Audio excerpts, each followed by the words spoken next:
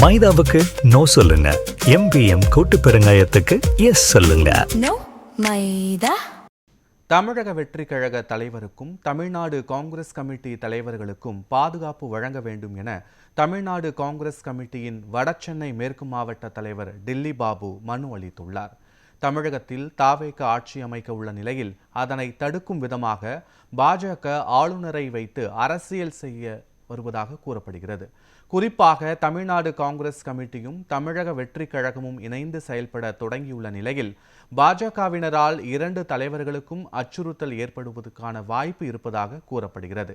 இதனை தடுக்கும் வகையில் தமிழ்நாடு காவல்துறையினர் இரு கட்சி தலைவர்களுக்கும் பாதுகாப்பு வழங்க வேண்டும் என தமிழ்நாடு காங்கிரஸ் கமிட்டியின் வடசென்னை மேற்கு மாவட்ட தலைவர் டில்லி பாபு டிஜிபியிடம் மனு அளித்துள்ளார்.